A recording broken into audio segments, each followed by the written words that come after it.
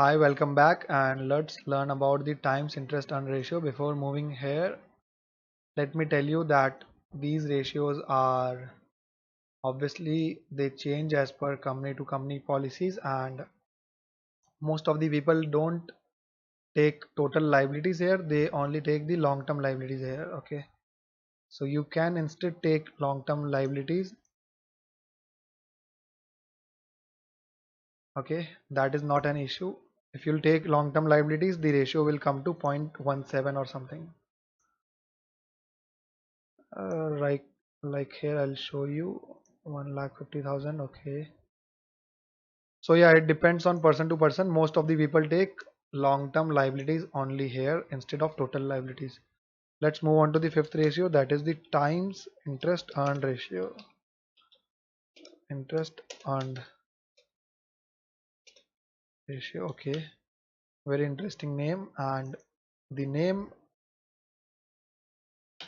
is everything that you need to know about what's in the ratio. So now, as the name suggests, it tells you that how many times that the interest we are going to pay is earned. Okay, still not clear. Company's ability to pay interest expense on long term debt. Okay, it measures the company's ability to pay interest on long term debt. This ability to pay is determined by the available earning before interest and taxes. Now, EBIT is often referred to as operating income, that is before paying all the interest and all the taxes of outside. These are the outside liabilities only. This is the operating income from our business. Okay, so this is EBIT, and lenders will pay attention to this ratio before extending credit. Obviously, the more times the company can cover interest. Okay, so what's happening right here, that is operating income is divided by interest expense. Okay, so like there is an interest expense of 10 rupees, and we have earned 100 rupees. Hence, this means that the company has an ability to pay 10 times. Okay, 10 times the interest. That is, it can pay 10 times the interest of 10 rupees. Okay, so this is what times earned interest earned ratio is, and this is often used by institutional investors when giving loan. Let's apply that formula in our sheet. Where are you? Yeah, so let's first apply it in Hallmark. Okay, enter. Yeah, the formula goes like earning before, you can write EBIT if you want to, before interest and tax divided by interest that is paid expenses. Okay, this is basically operating income in case of doubt. Okay, don't worry, in case of doubt just follow the resource file. Okay, now coming here to income and statement. What is the interest expense? 2000, I know. Let's fill it first. 2000. Okay, now what is EBIT? EBIT is often referred to as operating income, that is 43,000. That is, you can see right here, that is, oops, why is it selected?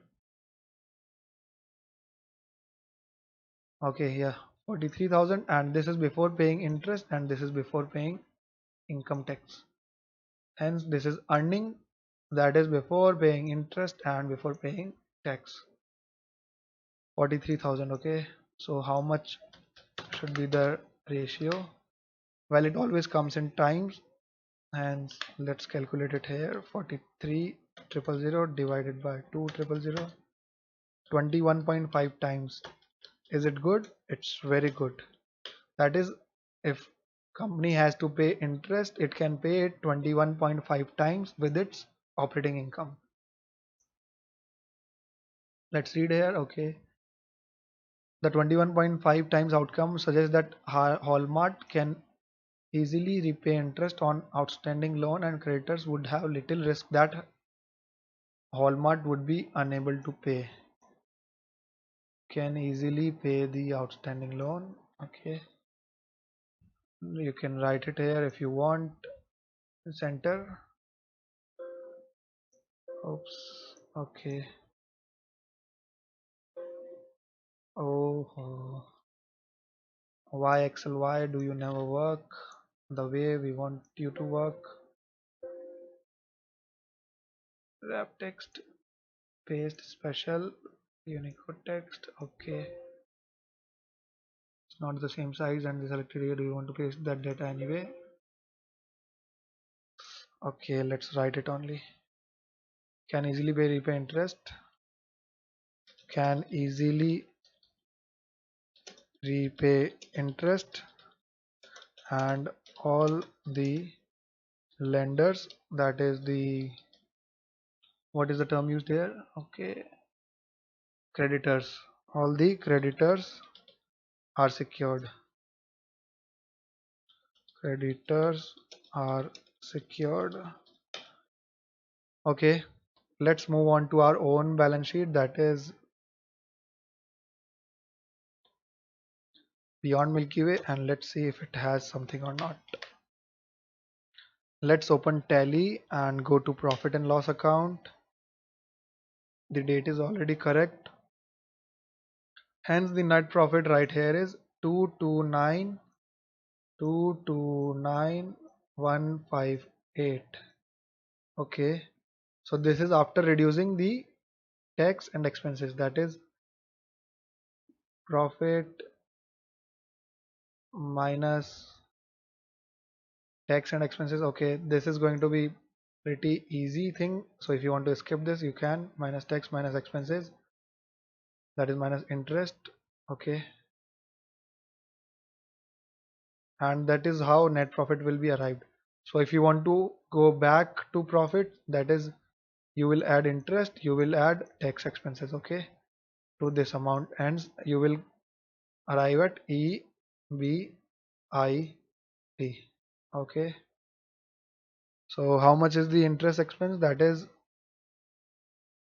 shift enter, interest on term loan 13,333.33. Okay, so the, yeah, right here, plus 13,333.33. Okay, and what's the first amount? 229,158. 229,158 plus 13,333. Okay, and the interest expenses 13,333. Okay, so don't let this confuse you. If it confuses you, I'll just add it right here and then write 158 plus 13333. Okay, 242491, hence 242491. Okay, so we have only taken interest right here, and we have excluded the effect of interest and tax right here. The amount will come to is equal to this divided by this. Okay, 18.1, 18.2 times. Okay, 18.19 times, or so this looks pretty good. 18.19 times. Okay, can easily repay interest and all the creditors are secured. Okay, hence we are done with our second solvency ratio, that is times interest earned ratio. Next in line will be, well, stay tuned to discover. Good day.